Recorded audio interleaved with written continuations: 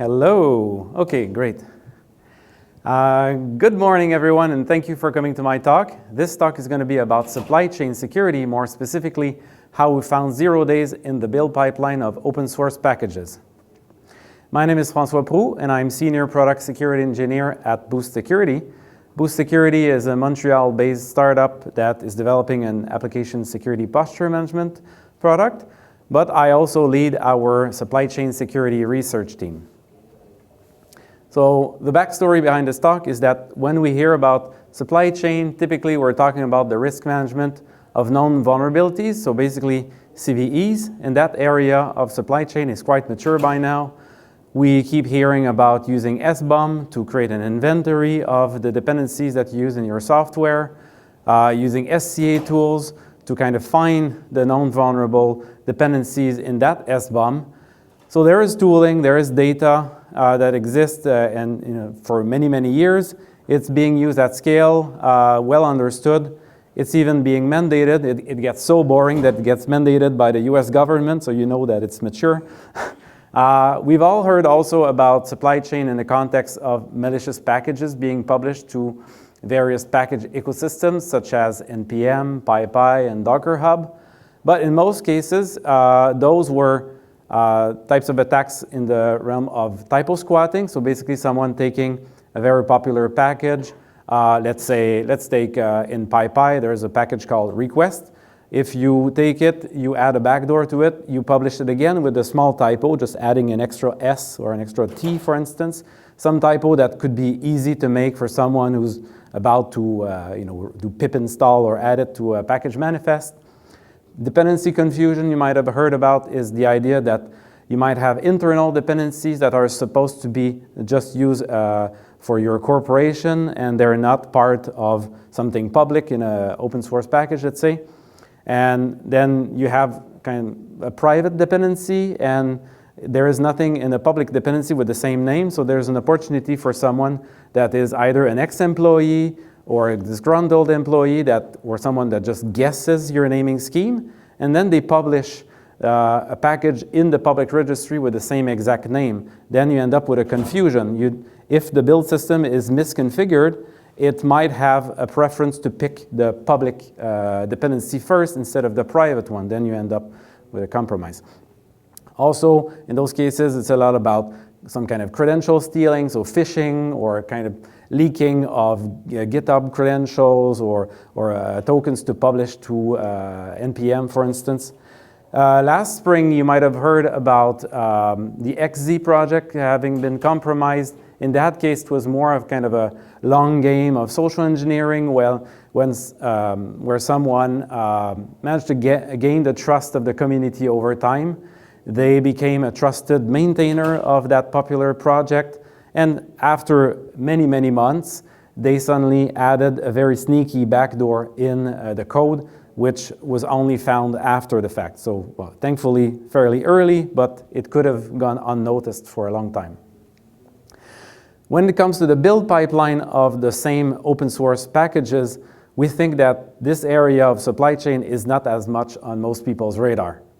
There is, if you might have heard, the OWASP CI/CD Top 10, which is a very good resource. It does have a very good list of threats that you should consider when you look at the security of CI/CD. But it does not provide very good actionable remediation guidance for the different CI systems. When it comes to kind of understanding the dependencies that you use inside of the build itself, there is a lack of tools. So most SBOM tools now, they produce an SBOM of the dependencies that go in the final artifact, but they don't care at all about what goes on during build time. And also, if you look at CVEs, when it comes to the dependencies that go on to be only used at build time, for instance, GitHub Actions, there is literally no more than 20 CVEs for GitHub Actions, while there are well over 30,000, 40,000 public GitHub Actions. So that, we had the intuition that it really cannot be the case that there is only 20 vulnerable GitHub Actions while there is, 20,000, 30,000. So it didn't look right. So we wanted to go ahead and find more and understand more the build pipelines overall. I want to credit prior art of other researchers in the community, some of which are other friendly Venn competitors, and they've published also very good articles. So go ahead and also look at their research, because I'll talk about many things that have been blogged about, talked about in the past, but we bring some new findings as well. So the agenda will be starting with how to threat model build pipelines. We'll look at how we've indeed found 0 days in the build pipeline of open source packages at scale. I'll teach you how to find vulnerabilities in the build pipelines that you're responsible for fixing, or that you have an opportunity maybe to fix them because they are in the companies you work for, or just in open source like we do, and how to fix those problems. So let's start with threat modeling. So when it comes to threat model, first we want to have a shared terminology. So for that, there is the SALSA framework, which stands for Supply Chain Levels for Software Artifacts. It's a framework published by Google in the open source through the Linux Foundation. And it's a very good list of threats and kind of overall terminology for build pipelines. Well, not just build pipelines, but the overall software development lifecycle. So on the left-hand side of the SALSA model, you have the producer, or more simply the developer, that is typically using Git. So they would be committing code and then pushing to a source code management system such as GitHub. On GitHub, typically you would have a pull request to have other fellow contributors review the code before it gets merged to the main branch. And typically when something gets pushed to a PR, there is often some tests, linting and tests that run automatically, and that is part of the CI. So as for the build system itself, often is defined inside the repo using special files that are named, say, Jenkins file or .github/workflow YAML files. There are Circle CI, Travis CI, name it, Azure DevOps. But ultimately, it's just a bunch of YAML in most cases. So they kind of define the behavior of the CI in that case. The same CI often is used for deployment or kind of publishing to some kind of registry. The registry could be an ECR registry that you use to have your Docker images that you use in production, for instance, or it could be a public registry, like I mentioned, NPM or PyPy. Ultimately, someone or something will consume that package. So it could be your Kubernetes cluster in production using your own Docker, or you're consuming some public Docker from Docker Hub. The dependencies, talking about supply chain, they typically come, again, through the build part. That's where they will be pulled in and be part of the final package. Those dependencies are typically defined in package.json, Docker file, or other types of files depending on the programming language. But if we look at build step for a moment, we can also notice that our build time dependencies, both direct and transitive, that don't go on to be part of the final artifact. So SALSA does call out a number of threats you see at the bottom. And in addition to the use of compromised dependency, we can think about the use of compromised build dependency. And there are also the generic threats of compromising the build process, ultimately leading to uploading some kind of malicious package and whatnot. So opening Pandora's box of the build pipelines is quite interesting, and in previous years you might have heard of supply chain again in the context of the SolarWinds breach. In the case of SolarWinds, which is a commercial product, a popular network monitoring software that is used not only but also in the US government departments. In that case, the CI of SolarWinds was compromised, which affected the final artifact that went on to be deployed in critical infrastructure. The same idea applies to open source packages. So whenever you do Docker run, it will pull the latest version from Docker Hub by default, or you do pip install. All of that ultimately is an artifact that's sitting in some kind of registry that was most likely built through some kind of build system at one point. So build pipelines today are a mess, very highly complex, very hard to analyze the behavior of the build pipelines. We lack ways to track the dependencies that are part of the build pipeline. So there is no SBOM really at the moment that is tracking that. We still see a lot of curl pipe bash, basically pulling random scripts from different sources and blindly executing it without performing any kind of cryptographic signature verification on it. Also build tools, compilers, linters, test tools and whatnot. In most cases, they were never designed with secure by design kind of malicious input in mind. So if we think of GCC or other tools that have existed for probably longer than most of you in the room, those tools always had the basic principle that they were compiling trusted files, like trusted source file. But nowadays, especially with GitHub, you typically accept contributions from anonymous people through pull requests, and that goes to the same tool that was simply not designed for that.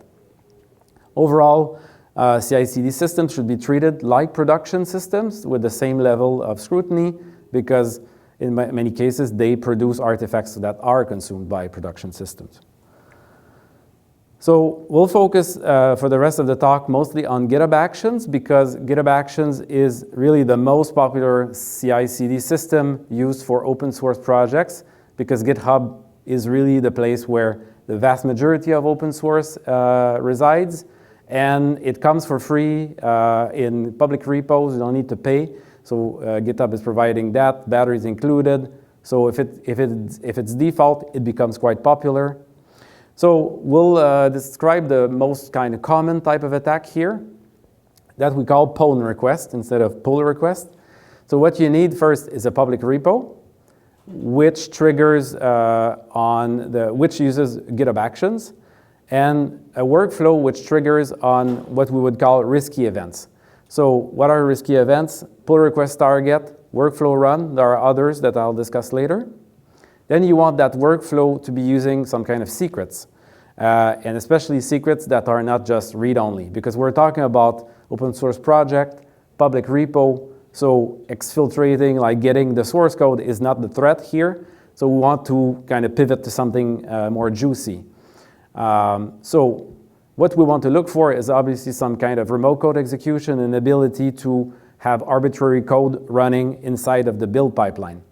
We can do that typically through script injections, which often is Bash or JavaScript also, or those build tools, as I mentioned before, which were not designed really with accepting untrusted code changes in mind, and can lead to RCE. Finally, the attacker's goal will be to either exfiltrate the build secrets, to pivot to something else, or to perform the malicious action directly using the build secrets, or to compromise the build artifacts directly inside the build system without necessarily exfiltrating those secrets. The actual attack tree for GitHub Actions is much more complex. It has many more mitigations that someone can put in place to prevent this type of attack. And the attacker has many more tricks up its sleeve to achieve the end goal. Ultimately, if you get some kind of arbitrary code execution, there are many, many ways to achieve the end goal of compromising the downstream dependencies. And there are also kind of other various goals, which could be to pivot to other systems if, say, the CI is publishing directly to the cloud, for instance, if in the case of Terraform. We'll talk about that in a moment. So a real-world vulnerable workflow would look something like this. You would want to pay attention to the way it triggers. So the action, the event that it triggers here is pull request target. Also, it does not explicitly set the permissions for the GitHub token. GitHub token is a default token that comes automatically injected when the workflow runs, and it can have read or write access to various services at GitHub. So if you don't specify explicitly the permission, you get the default permission, which the default permission is by default, or was by default, read, write some years ago. But if you created your organization years ago, you still have the old defaults. So I'll tell you more about that later. There, you can also notice that we pull in some Docker in this case, which itself can have the vulnerabilities. There is also the reference to another secret separate from the GitHub token in that case, so that might be something to pay more attention, because most likely it might have access to other repos or write access to other resources. Also, what we want to pay attention is the fact that we're doing a git checkout, but a git checkout of the code coming from the fork. So in that case, so that's the pull request head ref is really the references of the head on the untrusted side. At the bottom, you see that we run make. Make will look for a make file in the current working directory wherever make is being run. And then you finally see an injection. So injection in the case of bash here would be like $ curly brace with something that the attacker can control. In this example, this is the head ref. The head ref is the branch name that the attacker used to open the PR. So they have full control over that, and it's more than enough to have bash injection. So you can have a $, parentheses, and whatnot, so you can basically do arbitrary code in bash. So let's talk about how we found 0 days in the build pipeline now. So we've built this project that we called package supply. We started by having a large list of open source packages on the order of 350,000 or so. We paid special attention to Terraform modules and providers, because past researchers had not put much attention to that, but we thought that it is highly sensitive because those modules and providers go on to provision cloud infrastructure. And as we'll see later, it's basically just public GitHub repos. So same thing for GitHub Actions. We made sure to include popular GitHub Actions that are in the marketplace and whatnot. So what we do, we clone all of those hundreds of thousands of repos. We parse the workflows, and we run some kind of static code analysis tool on it. Finally, we produce a build inventory of the components that went on to be running at build time. Recursively crawl the new packages we've just discovered, if there are new ones we had not seen before that. Everything gets ingested into BigQuery, and the real nice thing about BigQuery is that it's built for big data, like large scale, so it can handle that with no problem. And then we can run very complex queries inside BigQuery, which then inform us how to improve our static code analysis that we run as part of the package supply kind of machinery. So we can fine-tune, look for false positives, false negatives, and then further improve it and re-crawl everything. At the end, we put that in a graph database, Neo4j, and that allows us to kind of look at transitive attack path. So those numbers are based on what we had in the spring. Since then, we've kind of created a new version that has even more packages. But those numbers just give us an idea of the scale. So out of 350,000 repos, the vast majority of those were just run-of-the-mill open source projects, but 27,000 were GitHub Actions, modules, and providers. About half of those were using GitHub Actions, and almost all of them were not explicitly setting the permissions. So as we'll see, if you don't set the permissions, you inherit the defaults, and if you have the other conditions in place, then it's good. So about 25,000 were using risky events, so that was more interesting. And then the subset of that had injection, even less. But still, in the end, we're talking thousands and thousands for that sample data that we had in the spring. So loading all that into a graph database makes us think also about direct or transitive attack path. So let's say we find an injection in a GitHub action, and that GitHub action is used itself as a dependency of another GitHub action, because you can have that. You can have a GitHub action that has itself dependencies, as many as you want. So we just need to find one, and then the blast radius gets quite big quite fast. So all this research becomes more interesting because we're not just talking about CVEs, known CVEs, or 0 days, but we're finding potentially build components that have a fairly large blast radius. So we perform a number of responsible disclosures. This is just a tiny fraction of that, just to give you an idea of the things we found. We're talking, on the order in the past year, on the order of 50 or so disclosures to fairly large. I can name a few, but Red Hat, Google, Microsoft, and more. But most of those have large open source presence on GitHub.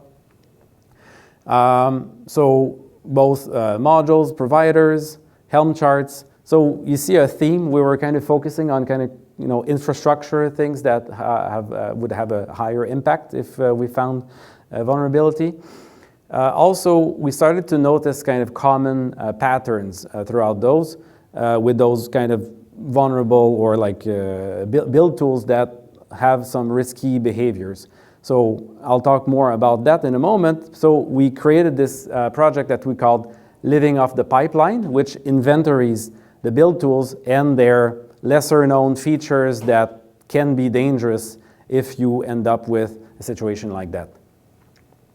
So let's take as an example Gunplate. Gunplate is a template rendering engine written in Golang. It comes in the form of a simple CLI, and it's fairly popular in build environments to process, for instance, Markdown. I've seen it used to perform some kind of linting or aggregation to generate documentation.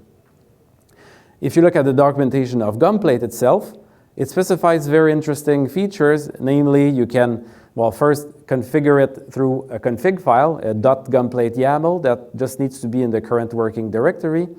And then you have those nice features like post-exec, exec pipe, or plugins, where you can just provide any old bash commands, and that's it.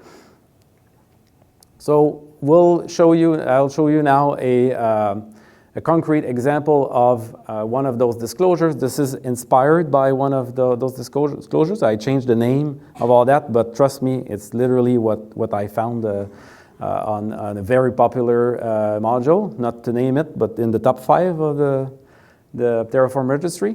So Terraform registry, first, there are providers and modules. The interesting thing about modules is that they themselves can have dependencies, and they are no more, no less than a public GitHub repo. So whenever you pull a Terraform module, it will actually git clone under the hood in a temporary directory, and it itself can have dependencies and then do all that before Terraform does its job. When it comes to publishing to the Terraform registry, all you need to do is do a git tag. So in this case, v109 is simply a git tag on, let's say, Terraform module A repo. So here for the demo, we have the Terraform module B. The attacker comes in, forks that repo, submits a pull request pretending to be a typo fix. It contains a .gunplate YAML with the post-exec command. The other thing we also saw in the wild was a malicious Git branch name, so that's an example of that. And as the pull request comes in, it triggers CIA tests, most of which are running using GitHub Action. and one GitHub action has a dependency to a vulnerable GitHub action. And then the attacker is able to do remote code execution in the context of the build pipeline and compromise the module B and publishing it to the registry by simply doing a git tag. So I'll show you that more concretely. So we have the Terraform registry. It has two modules in that case for the demo, but that's the real registry. So module A has version 1.0.0, which has a dependency to another module. If you notice, actually I'll just stop for a second. If you notice, it has this tilde notation, which means that anything greater or equal to 1.0. So that means that if we push an update to the dependency, it will automatically pull in anything 1.0 something. So if we look at the module B, it has the legitimate version 109. We look at the corresponding public GitHub repo, we can see indeed some releases and some tags for 109. So someone, the victim, is using Terraform, in that case Terraform Cloud. And then, so the attacker is setting up all that, everything is scripted. At the bottom, you have a honeypot to kind of collect the tokens. So what the script does, first it forks the module B repo, it adds the extra like gunplate files, and opens a pull request.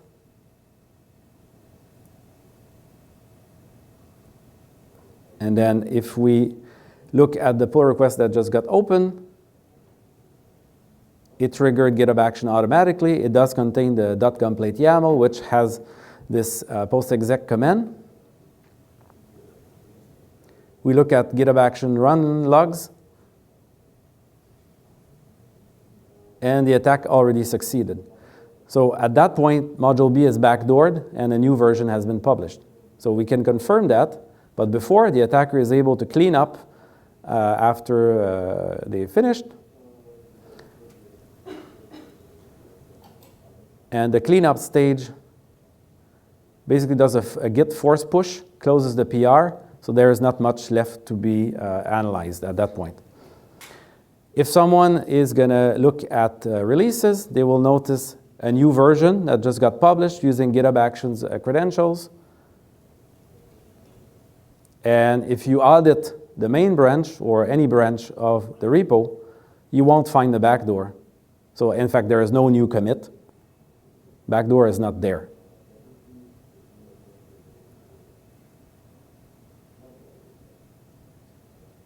But if we pay attention to the git tag is pointing to a commit, which is dangling. It's like an orphan commit that is not part of any branch. So that's where the backdoor is. So the victim is using Terraform. They don't even need to run Terraform apply. They just need to run the Terraform plan. That's sufficient to pull the modules and to have the attack succeed, which just takes a few seconds. And then you'll see that the attacker just got the Google Cloud admin credentials. So if we go back to the slides, what can we do? Oh, threat model, and consider your whole development lifecycle using Salsa as a kind of starting point. You want to inventory the dependencies that you have in build pipelines, potentially reducing the amount of dependencies, focusing more on trustworthy dependency, just have less overall. You want to apply the least privilege principle to the pipeline so that you don't have secrets that are not really necessary. You want to start with having branch protection. So branch protection is going to ensure that before a pull request gets merged to a sensitive branch, such as the default branch, there will be a chance to get it reviewed and have various linting be performed. If you want to run a static code analysis, I'll tell you more in a moment about that. And there is also considering the usage of runtime protection. So now let's see how we can find those vulnerabilities. So first, there is an open source project that we called Poutine that we published in the open source in the spring. So Poutine is static code analysis software that is specialized for build pipelines. It currently supports GitHub Actions, GitLab pipelines, Azure DevOps, and Tekton. It covers all the common attacks, such as injection and untrusted code exec, but also finding the usage of known vulnerable components. It runs very efficiently even on large organizations that may contain hundreds or thousands of repos, returning results within just a few minutes at most for larger organizations. It's very lightweight and fast. You can use it just as part of your build pipeline itself to self-check, sanity check your own workflows. We use it as part of this package supply infrastructure that I mentioned. So it's on GitHub. Go ahead, try it, and you can give it a star. So you can use it using Docker or install it. You point it to an organization or a specific repo, then you get the results. They can be formatted as JSON or Serif as well. There's also the messypoutine project. It's basically a capture the flag thing, which you can go and find to learn how to exploit vulnerable pipelines. So it contains about 25 or so challenges. The easiest, I think most of you in the room should be able to find them very quickly. The more complex, even my colleagues haven't figured it out. So there's really something easy and something very hard for everyone. So how do we fix this type of vulnerability? So first, when it comes to GitHub Actions, you want to start by setting using the best practices in GitHub organization. You start by setting, looking at the GitHub Action settings. You may consider having an allow list to really specify the list of GitHub Actions that you have vetted and that you allow. So that would be a very good way to kind of have a more restrictive approach. Also, if you don't use self-hosted runners, go ahead and disable it. Like if you don't know what self-hosted runners, great, disable it.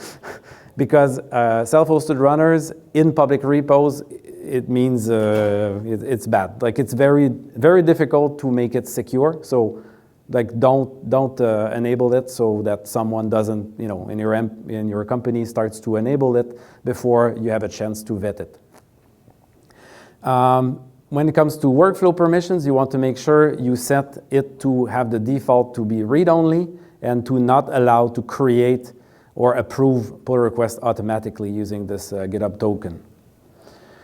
Finally, you can consider having explicit manual approval for running any actions that are triggered by external contributors. Applying least privilege principle.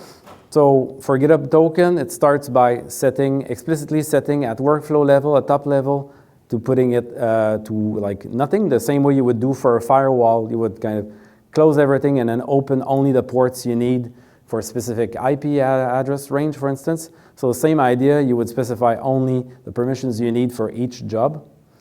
Finally, when it comes to other secrets, you want to use it with specifying the name explicitly and not kind of dynamically resolve using kind of a dictionary syntax, because otherwise that forces the runner to pull all the secrets in memory. And if they're in memory, if they're all in memory and you have RCE, well, you get them all. So for secrets, there is also environment secrets, which is very good because it allows you to set extra requirements for manual approval before the secrets are exposed to the runner. And you can kind of segment for different levels of sensitivity. So, development secrets and production secrets. You want to avoid using personal access tokens as much as possible because, they belong to an individual, like an individual user account. So it could be someone that's not even in a company anymore. So, you want to keep track of the secrets, and personal access token is not the right way. There is OpenID Connect, which is part of GitHub Actions, and that's the right way to do it. It allows you to grant like ephemeral, just-in-time tokens. But if you do that, be mindful of the best practices regarding OpenID Connect, because there are gotchas, and you want to set the IAM permissions so that they're not exposed in the context of pull requests, done only in trusted branches. Also, when it comes to risky workflow events, I mentioned before pull request target and workflow run. There are many more. I'll give you 2 more, issues and issue comment. So those trigger not just with pull request, but if you open just a plain old GitHub issue or put a comment. So that will trigger workflows that trigger on those events. So when it comes to pull request, prefer using the pull request event and not pull request target, unless you have a very good reason to do so, because pull request by default is kind of safer, as it does not expose secrets when triggered from a fork. So opening a pull request from a fork with pull request is safe, quote unquote. It may lead to kind of arbitrary code execution, but then there is no impact, or effectively no interesting impact, because it's a public repo and there is no secret exposed. So you want to review especially those risky workflows for injections and pull request scenarios. You want to look for any kind of interpolation syntax, $ curly brace, especially in Bash or JavaScript context. The right way to do it would be to first interpolate inside of an environment variable. There's a way to do that safely. And then after, it just becomes a normal environment variable that applies with the same kind of Bash semantics, and that's relatively safe. When it comes to the code checkout, another way would be to check out the code, the untrusted code, in a subdirectory, so that when you run any kind of linting tool, you point it to that sub path, and it would not be vulnerable to something just planted in the current working directory. I mentioned self-hosted runners. So self-hosted runners in public repos, don't do it unless you have a very good reason to do so. And if you do, make sure it is ephemeral, which means don't reuse the same VM. Make sure it's a fresh VM. And so that you want also to think about where that VM is in your cloud and limiting the blast radius. You can also have different self-hosted runners for different levels of access. So if some are used for development or production or publishing the release, you should have different ones. There is also some kind of runtime protection software that exists. I'll just mention one, Step Security's Harden Runner. No sponsor, I just like those guys. They make something very cool. It's open source.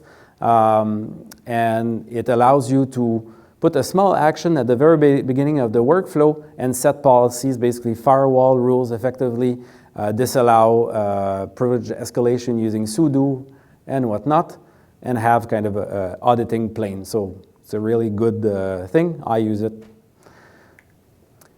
Finally, the security of build pipelines is quite complex. It's still an area of research that has plenty more to discover. The static code analysis tool that we published, Poutine, and also the others that existed prior, are still very simple. They only focus on kind of low-hanging fruits, so there is still plenty more work to do if you're interested. Overall, CI/CD systems should be treated with the same level of attention as production systems. And as I showed you, there are some realistic attack scenarios that are, in fact, fairly easy to exploit if the right conditions are in place. So we published a number of articles on our blog about that topic, detailing the different responsible disclosures and kind of interesting scenarios. I mentioned those open source projects, Poutine, messypoutine, and living off the pipeline, which you can go ahead and find. So thank you, and if you have questions, I have some little gifts for the first 4 questions, so that might give you an incentive to ask questions. Have maple butter, maple jelly, maple sugar and syrup. As I mentioned, we're based out of Montreal, so for us, it's like a lifeblood, so So if you have questions, yeah? Do you feel that these sort of SAST-type scans will eventually become included into more of an infrastructure as code scanning type solution, or do you think they're going to continue to live separately? Well, I mean, take, for instance, Chekhov, if you're familiar with Chekhov. Chekhov does perform basic checks like poutine, but it's very naive, because it's just one of many thousands of rules. So this tool is much more specialized, much more advanced. So yes, like it could become part of, as far as I know that SemGrep has a couple of rules that does that, but the reason why we wrote this tool is because we reached the limit of what SemGrep does. The language to write rules in SemGrep is not powerful enough to find many obvious problems. So that's why we had to write a new tool. So there we go. Yes. Another one here, yeah. When you were showing the demo of the attack, yeah. You said you were able to force push to the main branch. Mm-hmm. How were those permissions there, or how were you simply able to force push to the main branch? So in the attack, I think you're referring to when the attacker cleaned up, they force pushed after they finished the attack. Is that? Where you said the commit had the attack or the exploit in it. So there was the cleanup stage, which the attacker force pushed. They could do that because it's their branch, it's in their fork, right? So they have full control over their fork. They open a pull request in the upstream, so they can clean it. But I think once you have arbitrary code execution and you have the tokens and it has what the permission called contents right, then you have ability to push to a branch. And that's where branch protection comes in. Because if you have branch protection, you can prevent force pushing. So I guess start with branch protection because that is a way to kind of limit the damage of some of those attacks, but there are other tricks. There you go. There are two more. Don't be shy. Yes? Were you in contact with GitHub, like if they are trying to prevent these sort of risky? Yes. I met them. I gave the same, another version of this talk at OpenSSF in Seattle, and there were many people from GitHub, and I had this long discussions after that with them. And I mean, I have many great ideas on how to improve GitHub Actions. They were interested, but so far nothing happened. So, yeah. There's no, they're not trying to prevent secret access for this pull request target even? No, because that's documented. Like in their documentation, they tell you this is dangerous. Don't be careful.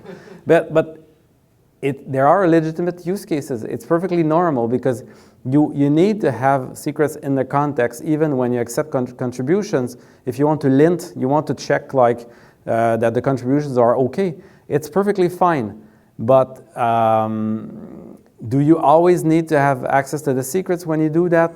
Most cases not. But if you want to push a comment that says your contribution is not meeting our guideline, well, you need that. So yes, in my opinion, you really want to have a very good reason to use pull request target. But I see plenty of examples where okay, yeah, it's okay. You're not going to get two goodies though. I was just curious. I'm assuming similar types of attacks are possible on other CI/CD. Of course. Like Jenkins and GitLab. Yes. Yes. So our tool, if you look, the rules, you'll see it's all open source. We support GitHub Actions, GitLab, Tekton, and Azure DevOps. And all of those, except GitLab, they have almost the same one-to-one kind of, literally the rules, I kind of copy-pasted them. There's slight variations. Except for GitLab pipeline. The interesting thing about GitLab pipeline is that anything that runs from a pull request from what they call it a merge request, it runs automatically, but in a context that is not privileged. So it's as if they make it by default like pull request, which means like no secrets, but then you're just one button away from saying run it in the privileged context. So it's more like a social engineering thing. You're like, hey, look, like everything is okay. You want to kind of run your linter inside of the trusted one, which then is the same problem after. In fact, it's even easier. But so different build systems, slightly different scenarios, but yeah, same problem. Yeah? So what could GitHub do from their side to prevent these kinds of things? I mean, there would be taking away, some of this functionality, but that doesn't seem realistic. So what kind of mitigations can they do to make it harder for these scenarios? Well, if you ask me, I think they should. They should. I'm not pitching for any vendor here or something, but they should basically do this kind of runtime protection that I mentioned. They should build it in. Because I know I use it. I put it in my workflows. Then I have a lot of like extra flexibility to set. I say, okay, my workflow is expected to only send those network calls outbound, so like a firewall. And you could specify only the trusted process binaries have extra signature verification. There are many things they can do. We can talk about that later. There are many examples, but I won't give it for free to GitHub.